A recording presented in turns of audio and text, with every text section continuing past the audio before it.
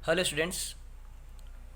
Last time हमने electric dipole के लिए टॉर्क की वैल्यू फाइंड आउट करी थी कि अगर कोई इलेक्ट्रिक डायपोल अगर यूनिफॉर्म इलेक्ट्रिक फील्ड में प्लेस्ड है तो टॉर्क का एक्सप्रेशन क्या होगा। ओके, इलेक्ट्रिक डायपोल पर।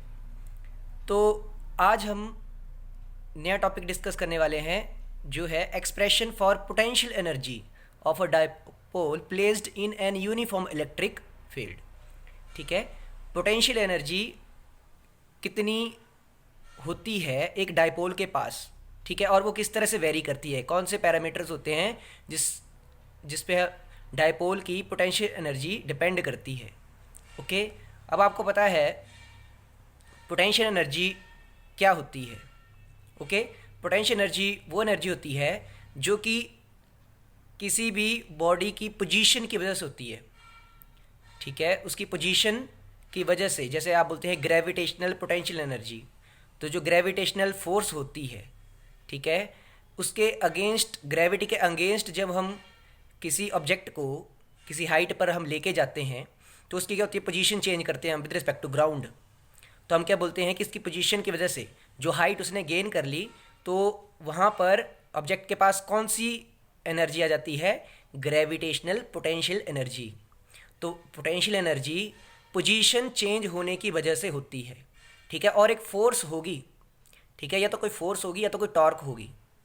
ओके, जिसकी वजह से वहाँ पर एक एनर्जी स्टोर हो रही होगी। ओके, तो देखिए यहाँ पर डायपोल के पास पोटेंशियल एनर्जी किस तरह से आई। ओके, तो potential energy of electric dipole को हमने किस तरह से डिफाइन किया।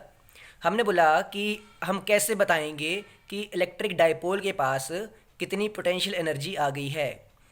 वो होगा the amount of work done in rotating the electric dipole from one orientation to another orientation with respect to electric field.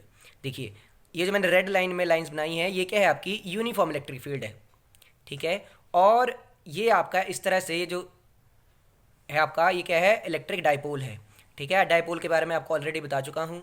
ठीक है, तो डायपोल का ये माइनस क्यू चार्ज है, ये प्लस क्यू चार्ज है। ठीक है, दोनों मिलकर क्या बना रहे हैं, इलेक्ट्रिक डायपोल। और इलेक्ट्रिक डायपोल मोमेंट की डायरेक्शन क्या होगी, वेक्टर पी से मैंने यहाँ पे डोनेट किया है, माइनस क्यू से प्लस क्यू की तरफ। ये सारी चीज़ें आपको पता है। अब देखिए पोटेंशियल एनर्जी आएगी पोजीशन चेंज करने की वजह से। ठीक है, और पोटेंशियल एनर्जी का हम एक्सप्रेशन किस बेसिस के ऊपर हम फाइंड आउट करेंगे। हमने बोला कि एक ओरिएंटेशन से दूसरी ओरिएंटेशन पर जब हम इलेक्ट्रिक डायपोल को लेके जाएंगे तो जो हमें वर्क करना पड़ेगा, ठीक है, जो हमें इलेक्ट्रिक फील्ड के अगेंस्ट क्या करना पड़ेगा, वर्क करना पड़ेगा, वो ही पोटेंशियल एनर्जी के बराबर होगा। ओके, तो देखिए क्या हुआ यहाँ पर इनिशियली ये जो इलेक्ट्रिक डायपोल मोमेंट है और ये जो इलेक्ट्रिक फील्ड है, इन दोनों के बीच में ऑलरेडी हमने थीटा एंगल यहाँ पर हमने कंसीडर किया है कि ये थीटा एंगल पे है एक दूसरे के। ओके, तो यहाँ पर ऑब्वियस है, मैंने आपको टॉर्क में बताया था, उसके ऊपर क्या लगेगी, एक टॉर्क लगेगी। प्लस क्यू चार्ज के ऊपर कितनी फोर्स लगेगी, प्लस क्यू ई, और माइनस क्यू चार्ज के ऊपर अपोजिट डायरेक्शन में क्या लगेगी, माइनस क्यू ई। तो यहाँ पे क्या बन रही है, आपकी एक टॉर्क बन रही है। ठीक है, टॉर्क के लिए हम एक एक्सप्रेशन फाइंड आउट कर चुके हैं। ओके, तो हम क्या बोलेंगे, टॉर्क कितना होगा, टॉर्क कितना लग रहा होगा डायपोल के ऊपर। ठीक है, ये जो डायपोल है ये इलेक्ट्रिक फील्ड इसको ऐसे घुमाने की कोशिश करेगी। ठीक है, तो आपकी जो टॉर्क होगी वो क्या होगी, पी ई साइन थीटा।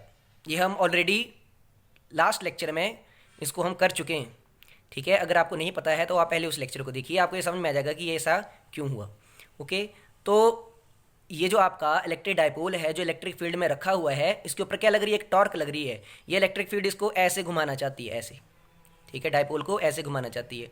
ठीक है, एक फोर्स ऐसे लग रही है, एक फोर्स ऐसे लग रही है। अब क्या है, हम कैसे बताएंगे कि पोटेंशियल एनर्जी कितनी स्टोर हो गई। अब हम क्या करेंगे, हम ऐसा बोलेंगे, आपका इलेक्ट्रिक फील्ड तो उसको क्या घुमाना चाहती है, ऐसे घुमाना चाहती है, बट हम क्या करेंगे, खुद से एक एक्सटर्नल वर्क करेंगे। हम इसको अगेंस्ट द इलेक्ट्रिक फील्ड क्या करेंगे, रोटेट करेंगे ऐसे, एक पोजीशन से दूसरी ऐसे। ठीक है, आपका डायपोल ऐसे है तो हम इसको ऐसे घुमा देंगे। ठीक है, मान लो देखिए ये मैंने यहाँ पे बनाया है, यहाँ पे आप देखिए ये आपका इलेक्ट्रिक फील्ड है, ये आपकी इलेक्ट्रिक फील्ड है। ठीक है, ये आपका डायपोल है, इसको आपने एक स्मॉल एंगुलर डिस्प्लेसमेंट दी डी थीटा। ठीक है, डी थीटा से आपने इसको रोटेट किया तो आपका डायपोल ऐसे यहाँ पे पहुँच गया। ठीक है, तो अब इसके पास डी थीटा घुमाने के लिए हमें कुछ वर्क करना पड़ा। ठीक है, आपको पता है वर्क क्या होता है, फोर्स इनटू डिस्प्लेसमेंट। ठीक है, अब यहाँ पे फोर्स नहीं है, यहाँ पे क्या होगी, टॉर्क। ठीक है, जब आप फोर्स टर्निंग फोर्स लगाते हो, आप ये क्या कर रहे हो, आप टर्न कर रहे हो। ठीक है, तो आप फोर्स नहीं बोलेंगे, आप क्या बोलेंगे, आप क्या लगा रहे हो, टॉर्क लगा रहे हो उसको घुमाने के लिए। क्या लगाई आपने, टॉर्क लगाई है ऐसे घुमाने के लिए। तो टॉर्क लगाई और डी थीटा एंगुलर डिस्प्लेसमेंट करी आपने। ठीक है, तो आप क्या बोलेंगे कि आपने, हम बोलेंगे if the dipole is rotated through a small angle D theta against the torque, तो जो वर्क डन हो जाएगा वो कितना होगा, then a small work is done. ठीक है, तो वो क्या होगा, small work done D W is equal to torque multiply by जो हमने डिस्प्लेसमेंट करी। ठीक है, तो ये आ जाएगा हमारे पास। ओके, अब टॉर्क की वैल्यू क्या होती है, पी ई साइन थीटा। तो हमने टॉर्क की value P E sine theta यहाँ पे पुट कर दी। ठीक है, तो हमारे पास क्या आ गया, P E sine theta into D theta. Okay, तो ये तो हमने स्मॉल वर्क डन निकाल लिया। ठीक है, तो स्मॉल वर्क डन निकाल लिया जब हमने डी थीटा डिस्प्लेसमेंट दी थी, एंगुलर डिस्प्लेसमेंट दी थी डायपोल को। पर मैं बोलता हूँ कि हमने, मान लीजिए ये पहले थीटा एंगल पे था। ठीक है, एंगल कहाँ से मेजर किया जा रहा है, इलेक्ट्रिक फील्ड से। ठीक है, ये जो एंगल है थीटा, ये किसके बीच में एंगल होता है, ये होता है डायपोल, ये है डायपोल और इलेक्ट्रिक फील्ड के बीच में एंगल होता है ये थीटा। ठीक है, तो पहले थीटा एंगल पे था आपका डायपोल, फिर आप थीटा वन पे था मान लो। ठीक है, किस पे था, थीटा वन पे। फिर आप जब आपने इसको ऐसे घुमा दिया तो थीटा टू पे ले गए आप। ठीक है, अब एंगल चेंज हो गया तो उसको हमने क्या बोल दिया, थीटा टू। ठीक है, तो हम बोलेंगे ये तो हमने एक स्मॉल एंगुलर डिस्प्लेसमेंट के लिए वर्क डन निकाल लिया, पर अब हम जनरलाइज्ड वे में बोलेंगे कि टोटल काम अगर हमने किसी थीटा वन एंगल से थीटा टू एंगल तक अपने डायपोल को लेके जाना है। ठीक है, पहले किसी थीटा वन पे था, पहले यहाँ पे थीटा वन पे था, फिर हमने इसको ऐसे घुमाया, अब थीटा टू पे ले गए। ठीक है, यहाँ से जब एंगल मेजर किया तो थीटा टू हो गया, तो कितना काम होगा। ठीक है, तो हमें एक स्मॉल वर्क डन पता है जब हम डी थीटा घुमाते हैं। तो अब हम क्या करेंगे, ये जो स्मॉल वर्क डन है अगर हम इसकी इंटीग्रेशन करेंगे। ठीक है, तो हमने क्या किया, देखो डी डब्ल्यू की हमने वैल्यू पुट कर दी है यहाँ से ऊपर से। ठीक है, तो अगर हम यहाँ पे इंटीग्रेशन करेंगे तो हमारे पास टोटल वर्क डन आ जाएगा किसी एक एंगल से दूसरे एंगल पर ले जाने के लिए, थीटा वन से थीटा टू तक ले जाने के लिए। तो यही चीज़ यहाँ पे मेंशन की है, आपकी लिमिट्स क्या पुट करिए इंटीग्रेशन की, थीटा वन से थीटा टू। ओके, शुरू पे ये किसी थीटा वन एंगल पे था इलेक्ट्रिक फील्ड से, फिर ऐसे घुमाया आपने, एंगल क्या हो गया, थीटा टू हो गया। ठीक है, तो कितना वर्क डन होगा, तो ये आपका तरीका होता है करने का। अब आप देखिए ये कितना हो जाएगा, P E sine theta dot D theta, आपने टॉर्क की वैल्यू यहाँ से पुट कर दी है। ठीक है, P E sine theta dot D theta, ये क्या आपका वर्क डन है। तो अब आपको इंटीग्रेशन करनी है। अब आपका पी और ई क्या है, कांस्टेंट है, तो साइन थीटा डी थीटा की इंटीग्रेशन क्या हो जाएगी, माइनस कॉस थीटा। लिमिट्स आपकी थीटा वन से थीटा टू, जब आप लिमिट पुट करेंगे तो आपके पास आ जाएगा work done is equal to P E, P क्या होता है, डायपोल मोमेंट। ठीक है, आपको पता है, अगर आपको नहीं इसके बारे में पता है तो आप मेरी पिछली वीडियोस देखिए। ठीक है, डायपोल मोमेंट होता है ये। ठीक है, ई क्या है, इलेक्ट्रिक फील्ड की वैल्यू है, कॉस थीटा माइनस, सॉरी यहाँ पे थोड़ी गलती हो गई है, यहाँ पे होगा था, यहाँ पे होगा ये कॉस थीटा टू। ओके, ये क्या होगा आपका cos theta one minus cos theta two. Okay, अब क्या है आपका एक स्पेशल केस बनेगा यहाँ पर, हम बोलेंगे ये तो आपके, ये क्या होगी आपकी, ये जो वर्क डन है यही पोटेंशियल एनर्जी के बराबर है। जितना वर्क डन हमने किया वो in the form of potential energy store हो जाएगा इलेक्ट्रिक डायपोल के पास। ठीक है, अब हम यहाँ पे एक जनरल केस लेते हैं। अगर आपका थीटा वन 90 डिग्री है, बोलने का मतलब आपका शुरू में देखिए ये इलेक्ट्रिक फील्ड है और थीटा वन शुरू में आपका इलेक्ट्रिक डायपोल ऐसे है, 90 डिग्री पे है इलेक्ट्रिक फील्ड के। ठीक है, और आप यहाँ से इसको इस एंगल पे ले गए, यहाँ पे ऐसे ले गए अब। ठीक है, ऐसे ले गए तो क्या आ गया आपके पास ये, और जो जिस एंगल पे आप ले गए बाद में उसको मान लिया आपने यहाँ से कितना थीटा, देखिए यहाँ से आपने कितना मान लिया है थीटा।